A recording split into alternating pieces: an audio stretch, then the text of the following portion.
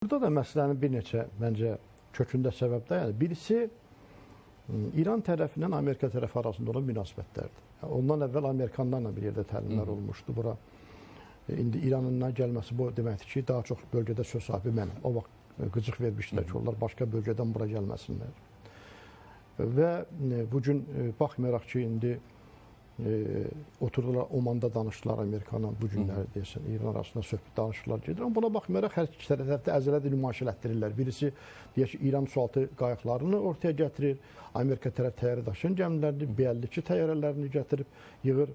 Diego adası nədir? İrandan 3000 kilometr aralıda orada göstərir. Trumpın açıq şəkildə ultimatum var ki, 2 ay müddətində məsələ olmasa bombalayarıq falan. Yəni bu vəziyyətdə həm də əzələ nümayişli Amerika qarşı. Üstəlik Azərbaycana qarşı da bir bu ən azından sayğısızlıqdır. Məsələn, siz özünüz indi bu sualı verəndə onun preambul əsasında bir şey toxundunuz. O ərəfədə bunu keçirirlər ki, bizə qarşı atəşkəs var. Bu həm Ermənistan tərəfinin tövrlərinə hərbi dəstək daşıyır. O dövrdə bir yerdə təlim keçirsən. İkinci, İran həmişə deyirdi ki, Ermənistan-Azərbaycan münasibətlərində o torpaq məsələləri ərazidə bizim qırmızı xəttimizdir. İran tərəfindən Zəngəzur Ermənistandır ifadəsi deməkdir bu. Gəl burada. O qaça-qaç o dövrdə gəlib qafanda bir tövlədə bir konsulluq açmışdılar onlar hamıdan qabaq. Və indi siz deyirsiniz ki, İran tərəfdən yumuşaq falan. Azərbaycan tərəf mütəmadi olaraq qonşuluq siyasətində bütün konvensiyalara uyğun olaraq, bütün diplomatik normalara uyğun olaraqdan tam sıfır problemli qonşuluq siyasəti yürüdübdür. Azərbaycan tərəfdən heç vaxt təşəbbüs olmayıbdır. Amma bunun cavabı olaraqdan nə indiyə qədər Tehranda səfirliyimizə basın olan adam cəzalandırılıbdır, nə Azərbaycan prezidentini və onun timsalında Azərbaycan xalqını təbii ki, təhqir edən o molla bir cəza alıbdır və Azərbaycan tərəfinin dəfələrlə çağırışına baxmayaraq İran rəhbəri tərəfindən buna bir reaksiya yoxdur. Hətta Azərbaycan prezidenti özü də soruşdu ki, mənə onların reaksiyası çox maraqlıdır, reaksiyalar nə olacaqdır, sustular. Mən hesab edirəm ki, İran tərəfdən bizə qarşı münasibət heç vaxt yaxşı mənada görünmədi. İndi doğrudur, biz Araz üzərindən körpülərin salınması məsələsinə baxırıq ki, Zəngəzur alternativ kimi təqdim olunur bu. Heç bir halda Zəngəzur və o İran dəhlizi bərabər tutula bilməz. O Zəngəzur dəhlizi birinci hüquqi mənada bizim öz ərazimizdir. İkinci, hələ Sovet İttifaqının o sənədlərinə baxsaq, o dəmir yolu və ətrafındakı torpaq Azərbaycan mülkü idi. O vaxt verilmişdi. O vaxtların Mehridə, başqa yerlərdə biletlər Azərbaycan biletləri satılırdı. Azərbaycan dəmir yollar idarəsidir ora. Yəni, mülkiyyət olaraq bizim mülkiyyətimizdir əslində. Üstəlik də ki, hörmətli Akif bəy də o məsələyə toxundu.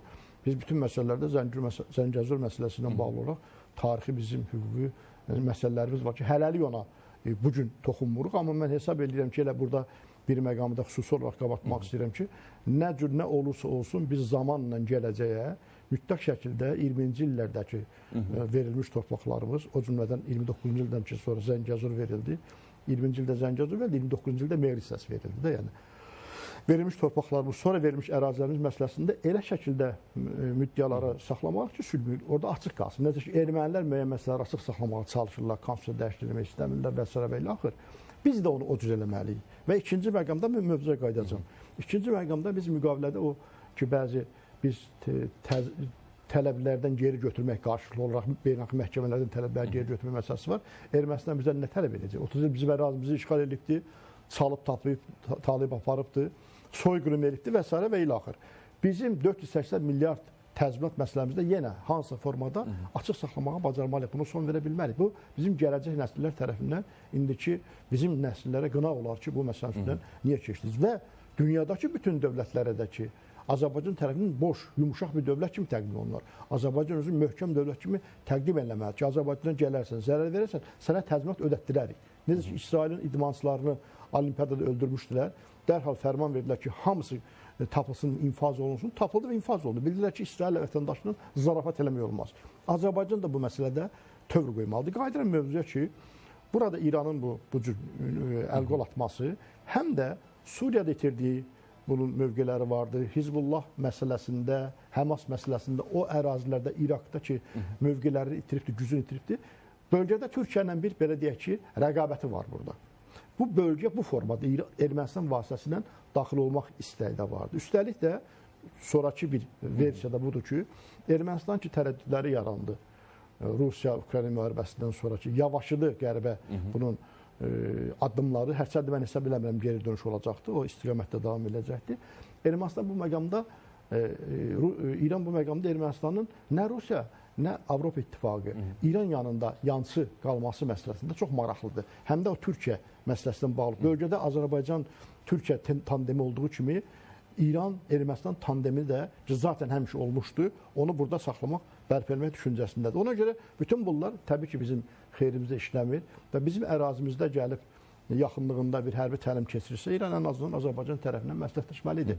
Bir ara əvvəl zaten Azərbaycanla bir yerdə sərhəddə iş görülmüşdü, təlim keçirilmişdi. Hər öz ərazisində keçirirdi təlimi, amma ortaq bir yanaşmam. Amma burada indi Zəngəzur ərazisində girib orada təlimlər keçirmək, bu biraz bir addım irəli getməyə oxşayan məsələdir. Sən buradan yol açırsan, Zəngəzurun açılması imkan vermirsən, İrandan yol açırsan, ona görə açırsan ki, Zəngəzur işləməsi iqtisadi sənin imkanların yaransın. Buradan hamı daşımalar buradan olsun. Orta yol bağlı olsun. Zaten Rusiyadan gedən yol bağlıdır.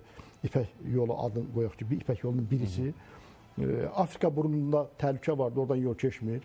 Hələlik Davud yolu açıq deyil. Türkiyənin təklif elədiyi İraqdan keçən yol bağlıdır. Bir dənə yol qalır burada. Bu yolda ki, sən bağlayıb alternativ pul qazanmaq istəyirsən buradan.